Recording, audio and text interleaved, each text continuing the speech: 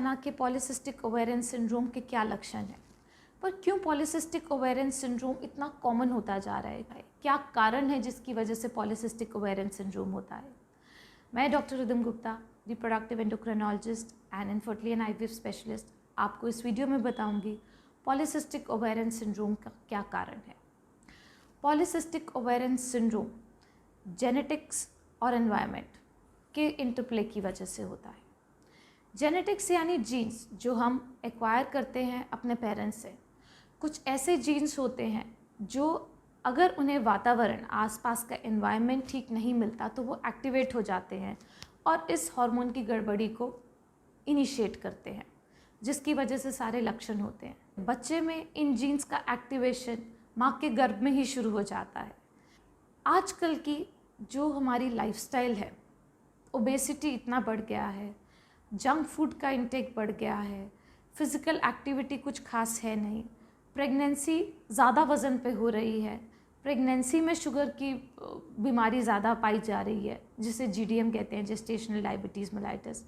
इन सभी कारणों की वजह से ये जो जीन्स होते हैं ये बच्चे में गर्भ में ही एक्टिवेट होना शुरू हो जाते हैं, जिसके कारण पीरियड्स जल्दी होना शुरू होना, ओबेसिटी, चाइल्डहुड ओबेसिटी होना और पीरियड्स का गड़बड़ी से आना शुरू के कुछ सालों में ही शुरू हो जाता है। वज़न बढ़ता रहता है और हार्मोन की गड़बड़ी और ज़्यादा बढ़ती है।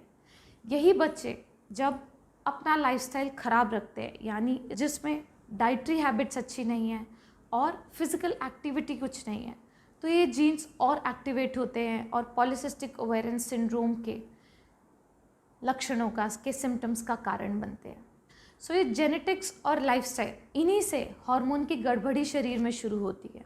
ये हार्मोन की गड़बड़ी कुछ इस तरह से होती है कि फीमेल हार्मोन और मेल हार्मोन का जो रेशियो होता है वो डिस्टर्ब हो जाता है। मेल हार्मोन थोड़े बढ़ जाते हैं और फीमेल हार्मोन कुछ कम हो जाते हैं, जिसकी वजह से मेल हार्मोन से होने वाले सिम्टम्स का अनुभव पेशेंट करते हैं, जो होते हैं पिंपल्स यानी एक्ने होना, हेयर ग्रोथ होना, अनचाहे बालों का चिन, नेक, ब्रेस्ट पे होना और सिर के बालों का झड़ना, हेयर फॉल होना। ये सब चीज़ें जो हैं वो मेल हार्मोन के एक्सेस की वजह से होती है।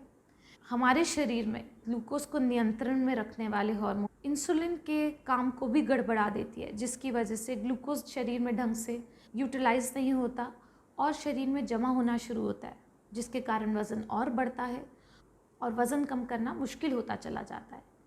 एक तरीके के चक्र के समान है ये वज़न का बढ़ना, जिसकी वजह से शरीर में हार्मोन की गड़बड़ी होना, हार्मोन की गड़बड़ी की वजह से इंसुलिन का शरीर में बढ़ना पर ढंग से काम ना कर पाना और उसकी वजह से फिर से वज़न का बढ़ना।